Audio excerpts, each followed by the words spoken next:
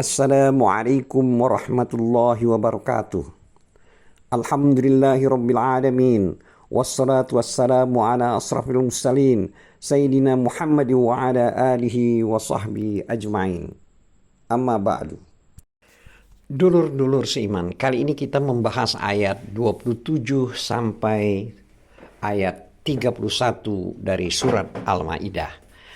Adapun terjemahan dari ayat 27 adalah sebagai berikut. Dan ceritakanlah Muhammad yang sebenarnya kepada mereka tentang kisah kedua putra Adam.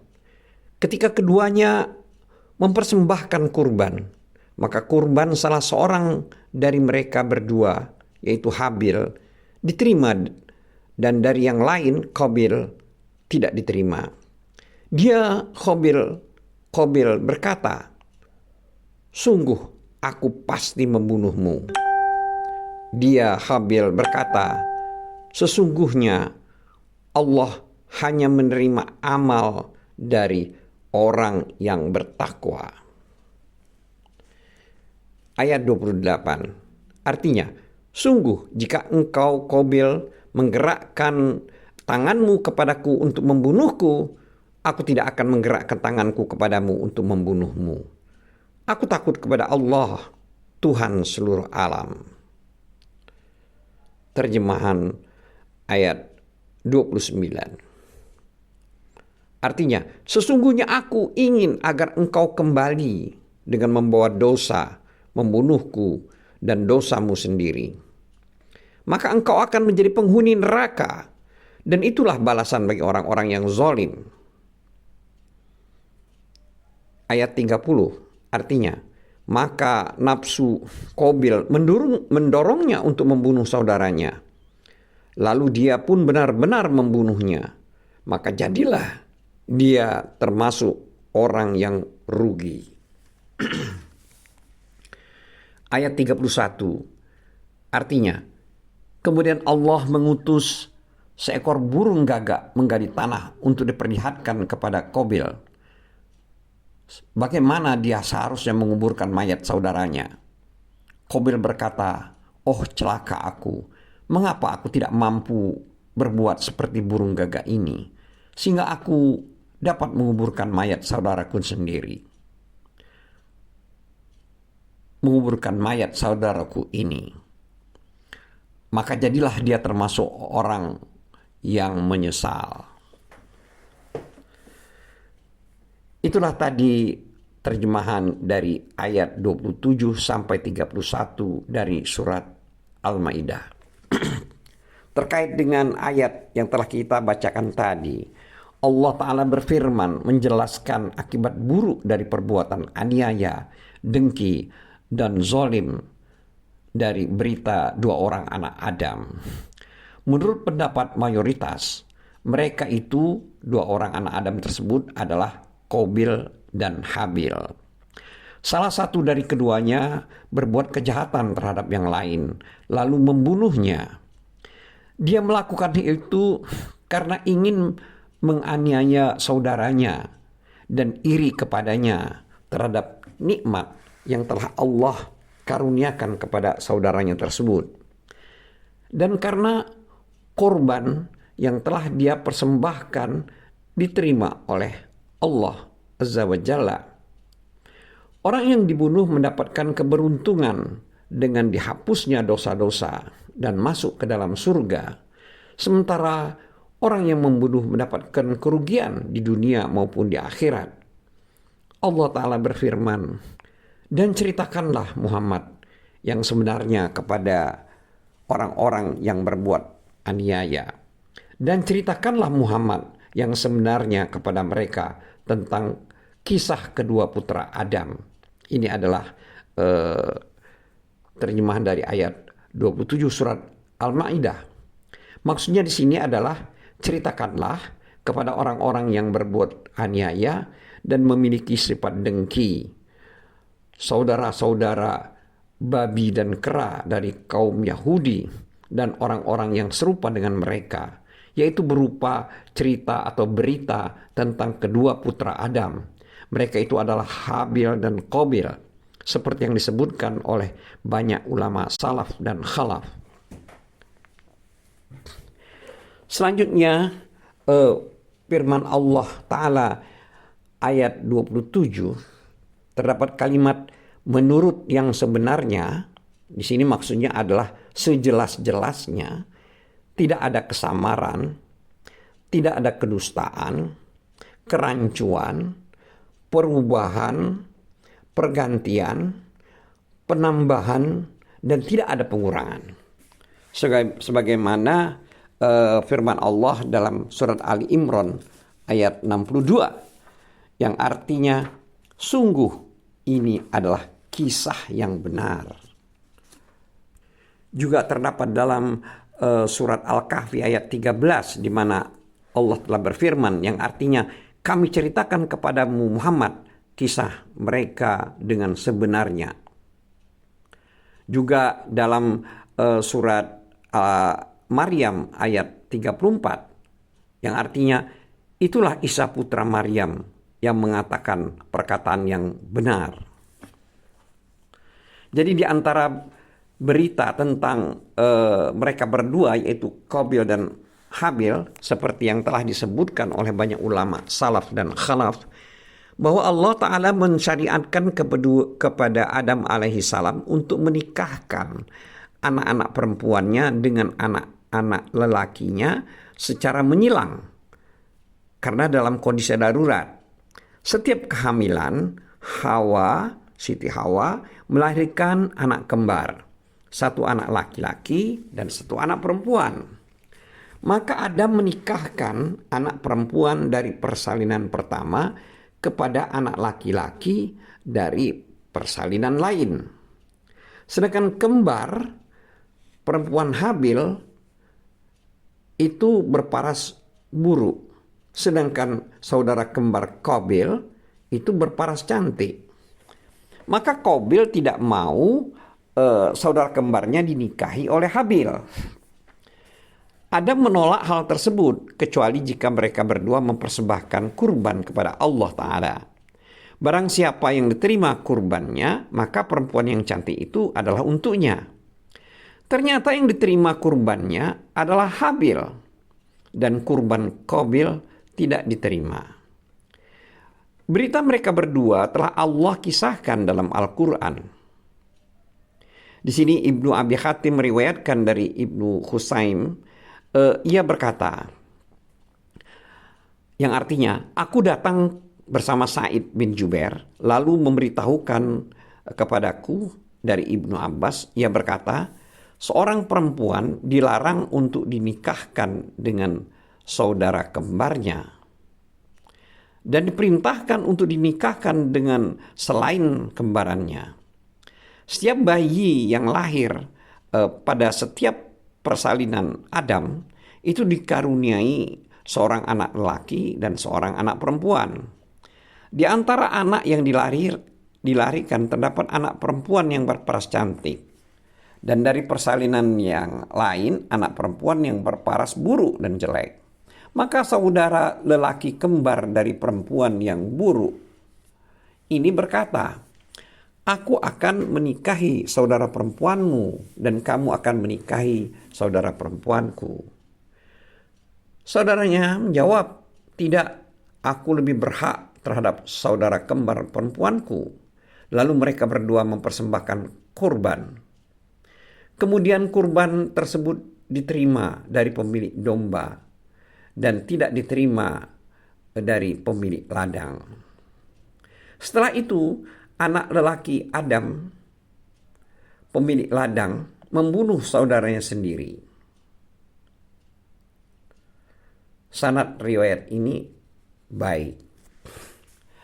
Diriwayatkan dari Ibnu Abbas, dia berkata, mereka berdua bukan orang miskin yang layak untuk diberikan sedekah. Maka yang dilakukan adalah seseorang mempersembahkan kurban. Ketika dua orang anak laki-laki Adam sedang duduk, tiba-tiba mereka berdua berkata, andai kata kita mempersembahkan kurban, tentu lebih baik. Jika seseorang sudah mempersembahkan kurban, lalu kurban itu diterima oleh Allah, maka tandanya Allah mengirimkan api untuk membakarnya. Jika tidak diterima oleh Allah, maka api itu padam dengan sendirinya. Maka mereka berdua pun mempersembahkan kurban. Salah satu dari mereka berdua adalah seorang pengembala, dan yang lain adalah seorang pembajak tanah. Pemilik kambing mempersembahkan kurban dari seekor kambing yang paling baik dan paling gemuk. Dan yang lain mempersembahkan kurban dengan sebagian tanamannya. Lalu api datang dan turun di antara mereka berdua. Maka api itu membakar kambing dan membiarkan tanaman. Salah seorang putra Adam berkata kepada saudara lelakinya, "Apakah kamu akan berjalan di tengah-tengah manusia? Dan mereka sudah mengetahui bahwa kamu telah mempersembahkan kurban, lalu kurban itu diterima sementara kurbanku ditolak. Tidak, demi Allah, manusia tidak boleh melihat kamu bersamaku, sebab kamu lebih baik daripada aku." Lalu dia berkata, "Aku benar-benar akan membunuhmu." Maka saudaranya berkata kepadanya, "Apa salah dan dosaku? Sesungguhnya Allah menerima kurban dari orang-orang yang bertakwa." Asar ini diriwayatkan oleh Ibnu Jarir. Asar ini juga mengharuskan pengertian bahwa mempersembahkan kurban bukan karena adanya satu sebab atau karena perebutan seorang perempuan, sebagaimana telah disebutkan oleh sekelompok ulama yang telah disebutkan sebelumnya. Hal ini sesuai dengan ayat Al-Quran yang berbunyi, ketika keduanya mempersembahkan kurban, maka kurban salah seorang di antara mereka berdua, yaitu Habil, diterima. Dan sedangkan dari yang lain, yaitu dari Qabil, itu tidak diterima. Qabil kemudian berkata, "Sungguh aku pasti membunuhmu." Dan dia Habil berkata, "Sesungguhnya Allah hanya menerima amal dari orang yang bertakwa." Ini adalah terjemahan dari ayat 27 surat Al-Maidah. Dengan demikian dapat dipahami bahwa salah seorang anak Adam telah marah dan dengki kepada saudaranya karena kurbannya diterima. Selanjutnya firman Allah pada ayat 28 surat Al-Maidah, yaitu yang artinya adalah sebagai berikut. "Sungguh jika engkau Qabil menggerakkan tanganmu kepadaku untuk membunuhku, aku tidak akan menggerakkan tanganku kepadamu untuk membunuhmu. Aku takut pada Allah, Tuhan seluruh alam." Qabil adalah seorang anak yang soleh yang telah diterima kurbannya karena ketakwaannya. Pada saat saudara lelakinya mengancam akan membunuhnya tanpa dosa yang dilakukan kepadanya, ia pun berkata kepadanya, "Sungguh, jika engkau," maksudnya sini Qabil, "menggerakkan tanganmu kepadaku untuk membunuhku, aku tidak akan menggerakkan tanganku kepadamu untuk membunuhmu." Ini terjemahan ayat 28 surat Al-Maidah. Maksud atau takwil dari ayat ini adalah, aku, ini Habil, tidak akan melawanmu atas perbuatanmu yang buruk ini dengan melakukan hal yang serupa, sehingga akan serupa denganmu dalam melakukan kesalahan. Kemudian kalimat dari dalam ayat tersebut yang artinya, "Aku takut kepada Allah, Tuhan seluruh alam." Maksudnya adalah, aku takut berbuat seperti apa yang hendak kau perbuat tersebut kepadamu, tapi aku akan bersabar.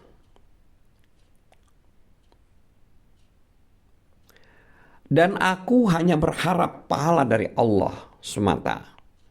Berkaitan dengan hal tersebut, terdapat keterangan hadis seperti yang dicantumkan dalam As-Sahihain yang berbunyi, artinya, diriwayatkan Nabi SAW bahwasanya beliau bersabda, "Bila dua orang muslim saling berhadapan dengan pedang, mereka berdua untuk saling membunuh, maka orang yang membunuh dan orang yang dibunuh berada di dalam neraka."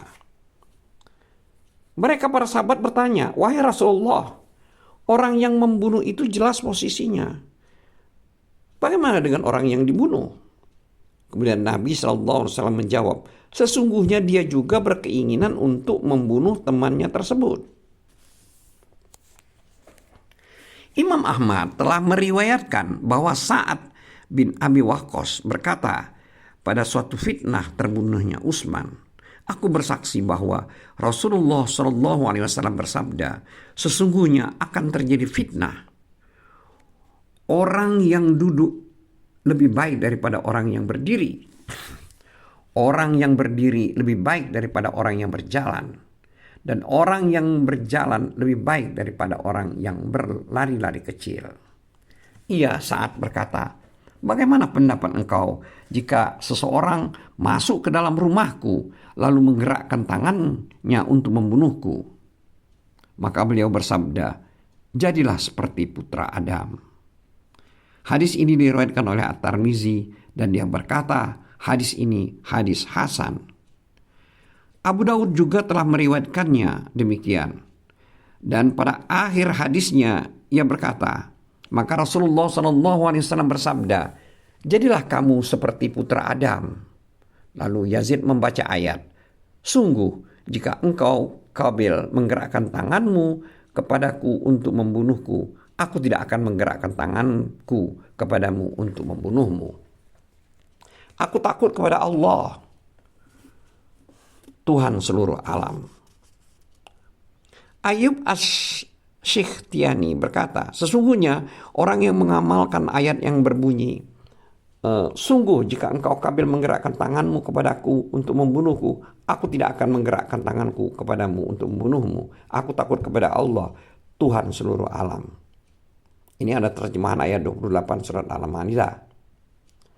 Dari umat Islam adalah Utsman bin Affan radhiyallahu anhu. Perkataan ini diriwayatkan oleh Ibnu Abi Hatim. Adapun Imam Ahmad meriwayatkan dari Abu Dzar bahwa ia berkata, Nabi SAW menunggangi keledai dan beliau memboncengkan aku di belakangnya. Beliau bersabda, wahai Abu Dzar, bagaimana pendapat kamu jika manusia ditimpa musibah berupa kelaparan? Kamu tidak mampu untuk bangun dari tempat tidurmu menuju ke masjid. Apa yang akan kamu perbuat? Ia berkata, aku menjawab, Allah dan Rasulnya yang lebih mengetahui. Lalu Nabi SAW bersabda, jagalah dirimu dari hal-hal yang tidak halal. Nabi SAW bersabda lagi, wahai Abu Dzar, bagaimana pendapat kamu jika manusia ditimpa kematian yang menyakitkan sementara kuburan sangat jauh? Apa yang akan kamu perbuat? Aku menjawab, Allah dan Rasulnya yang lebih mengetahui. Lalu Nabi SAW menjawab, bersabarlah. Beliau bersabda lagi, wahai Abu Dzar, bagaimana pendapat kamu jika manusia saling membunuh sebagian mereka terhadap sebagian yang lain? Yakni sampai batu minyak tenggelam karena banyaknya pertumpahan darah. Apa yang akan kamu perbuat? Ia berkata, Allah dan Rasulnya yang lebih mengetahui. Nabi SAW bersabda, duduklah di rumahmu dan tutuplah pintu. Ia berkata, jika aku tidak mengabaikannya, beliau bersabda, maka datanglah kepada kerabatmu dan bergabunglah bersama mereka. Ia berkata, apakah aku boleh mengambil senjataku? Nabi SAW menjawab, jika demikian, maka kamu telah ikut berperan melakukan apa yang telah mereka lakukan. Tetapi jika membuat kamu takut akan kilatan pedang, maka tutupkanlah ujung kainmu ke wajahmu, sehingga orang itu kembali dengan membawa dosanya dan dosamu.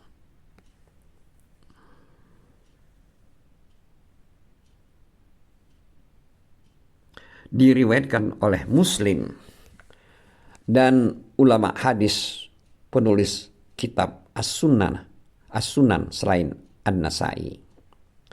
Selanjutnya firman Allah dalam ayat 29 surat Al-Maidah Yang artinya, sesungguhnya aku ingin agar engkau kembali dengan membawa dosa, membunuhku dan dosamu sendiri. Maka engkau akan menjadi penghuni neraka, dan itulah balasan bagi orang-orang yang zalim, bagi orang yang zalim. Terkait dengan ayat ini, maka Ibnu Abbas, Mujahid, dan selainnya berkata, maksudnya dari ayat ini adalah kembali dengan membawa dosa, telah membunuhku, maksudnya membunuh Habil, dan dosamu yang ada padamu sebelum itu. Ibnu Jarir mengatakan, ulama lain mengatakan bahwa yang dimaksud adalah sesungguhnya aku ingin agar kamu kembali dan membawa dua kesalahanku. Maka kamu menanggung beban dosanya dan dosamu. Jika engkau membunuhku. Perkataan ini dapat didapatkan dari Mujahid. Aku khawatir terjadi kekeliruan karena yang benar adalah riwayat yang berlawanan dengan itu. Aku katakan bahwa kebanyakan orang telah meragukan pendapat ini dan mereka menyebutkan hadis yang tidak memiliki rantai sanad yang jelas dalam masalah ini, yang berbunyi, yang artinya, tidakkah orang membunuh meninggalkan dosa terhadap orang yang dibunuh? Al-Hafiz Abu Bakar Al-Bazar telah meriwayatkan satu hadis yang serupa dengan ini, tetapi bukan hadis dengan redaksi di atas. Lalu ia meriwayatkan dari Aisyah, ia berkata, Rasulullah SAW bersabda, tidaklah dosa orang yang terbunuh dalam keadaan sabar, melainkan telah dihapus karena dia terbunuh. Hadis itu tidak sahih. Seandainya hadis itu sahih, maka maknanya adalah sesungguhnya Allah Ta'ala menghapuskan dosa-dosa dari orang yang dibunuh karena rasa sakit yang dideritanya.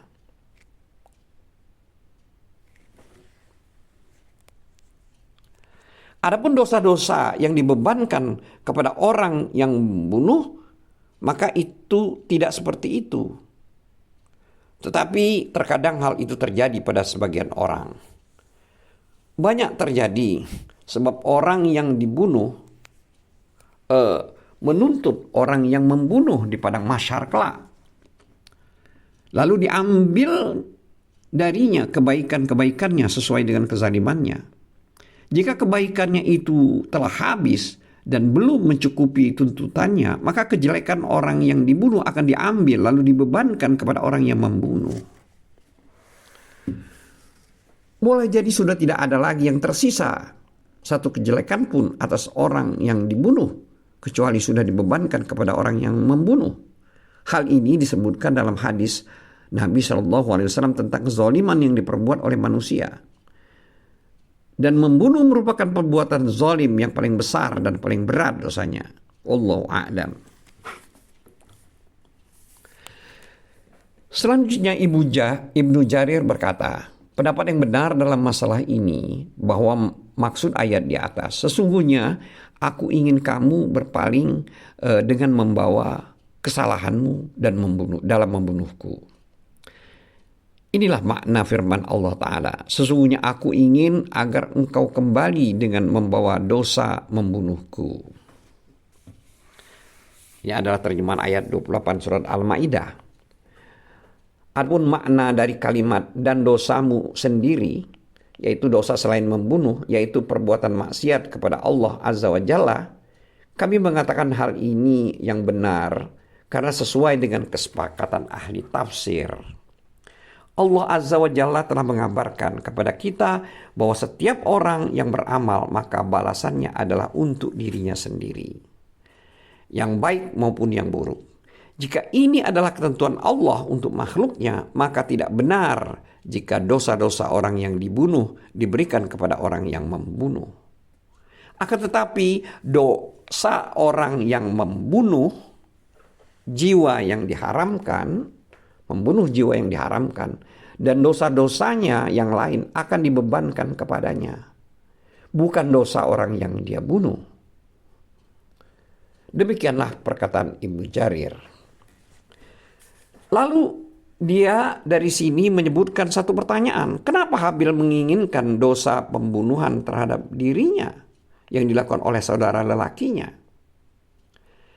yaitu Kabil, dan dosa dirinya sendiri ditimpakan kepadanya, padahal membunuh merupakan perbuatan haram? Jawabnya adalah Habil telah mengabarkan tentang dirinya sendiri bahwa dia tidak akan membunuh saudara lelaki-lakinya tersebut. Jika dia membunuhnya, Habil akan menahan tangannya sendiri untuk tidak menyerangnya, dengan harapan jika terjadi pembunuhan, maka itu terjadi dari saudara lelakinya, bukan darinya. Aku katakan bahwa perkataan ini mengandung nasihat bagi Kabil jika dia mau mengambil nasihat tersebut, dan sebagai peringatan untuknya jika dia mau mengambil peringatan. Terkait dengan firman Allah Ta'ala, sesungguhnya aku ingin agar engkau kembali dengan membawa dosa, membunuhku, dan dosamu sendiri.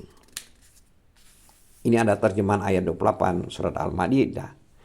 Maksud dari ayat ini adalah kamu menanggung beban dosaku dan dosamu sendiri. Sedangkan firman Allah Ta'ala yang artinya maka engkau akan menjadi penghuni neraka, dan itulah balasan bagi orang-orang yang zalim. Di sini Ibnu Abbas berkata Habil memperingatkan saudaranya, yaitu Kabil, dengan ancaman neraka, namun Kabil tetap membunuhnya. Sedangkan firman Allah selanjutnya, yaitu ayat 30 surat Al-Maidah, yang artinya maka nafsu Habil mendorongnya untuk membunuh saudaranya, kemudian dia pun benar-benar membunuhnya, maka jadilah dia termasuk orang yang rugi. Maksud daripada ayat ini adalah hawa nafsu Habil itu mendorongnya untuk membunuh saudaranya. Sebab itu dibunuhlah dia, artinya setelah adanya nasihat dan peringatan dari Habil. Terkait dengan firman Allah yang artinya maka jadilah dia termasuk orang yang rugi, ini ada kalimat dari ayat 30 surat Al-Maidah.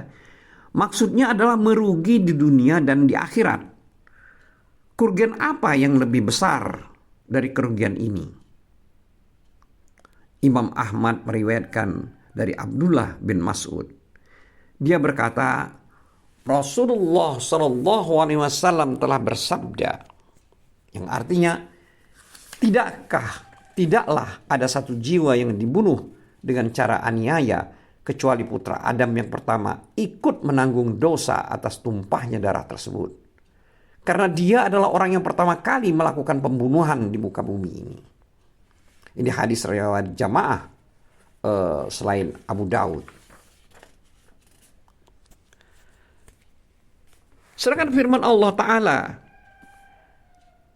pada ayat 31 surat Al-Maidah yang artinya lalu Allah mengutus seekor burung gagak menggali tanah untuk diperlihatkan kepada Qabil bagaimana dia seharusnya menguburkan mayat saudaranya. Qabil berkata, oh celaka aku, mengapa aku tidak mampu berbuat seperti burung gagak ini sehingga aku dapat menguburkan mayat saudaraku ini. Maka jadilah dia termasuk orang-orang yang menyesal.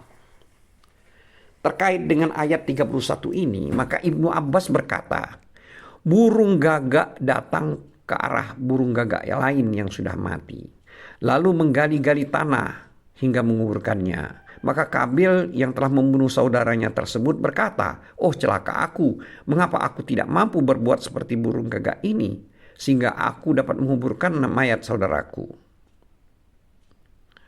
Selanjutnya kalimat dalam ayat 31 surat Al-Maidah ini yang artinya maka jadilah dia termasuk orang yang menyesal.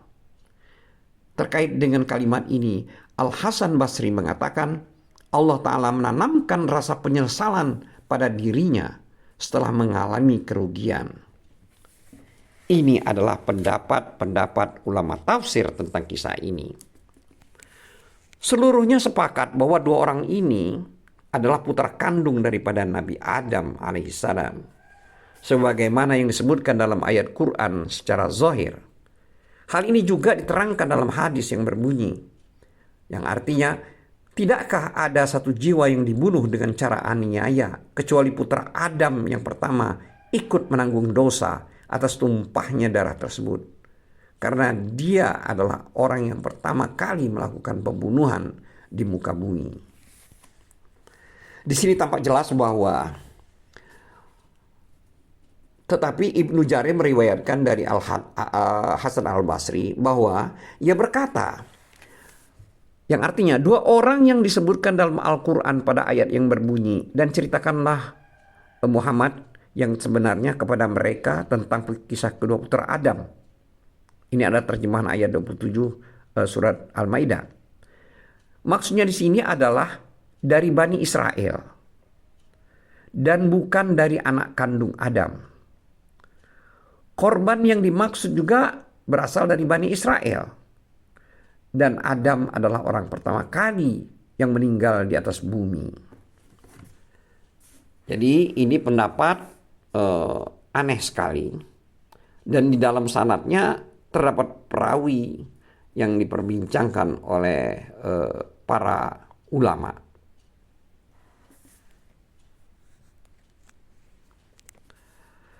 Sebagai keterangan mengenai pendapat ini, At-Tabrani, yaitu pada hadis nomor 11.719,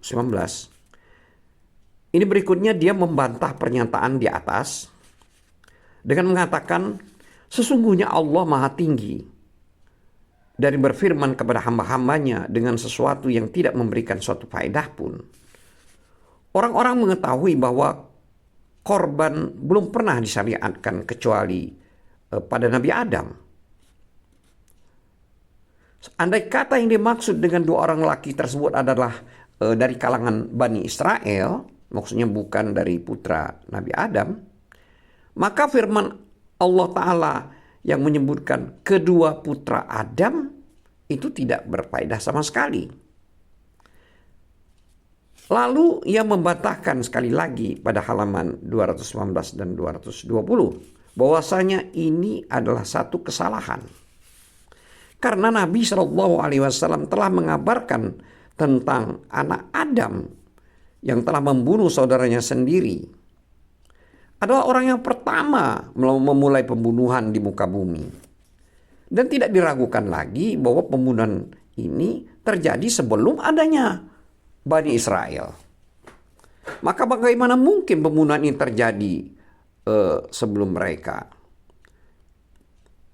Maka ini kesalahan dari sebuah pendapat yang mengatakan bahwa orang pertama yang melakukan pembunuhan adalah dari Bani Israel. Lalu At-Tabari membantahnya untuk ketiga kalinya pada halaman 224. Berkaitan dengan firman Allah Ta'ala yang artinya, kemudian Allah mengutus seekor burung gagak menggali tanah untuk diperlihatkan kepadanya, yaitu Qabil. Seandainya dua orang lelaki yang disebutkan dalam ayat ini adalah berasal dari Bani Israel, mustahil orang yang membunuh tidak mengetahui cara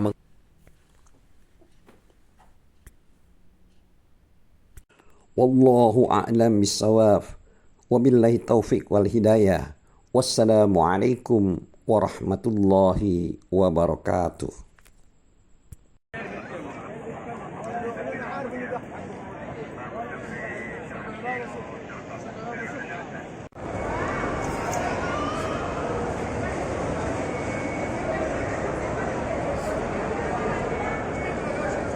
Mau lihat itu dan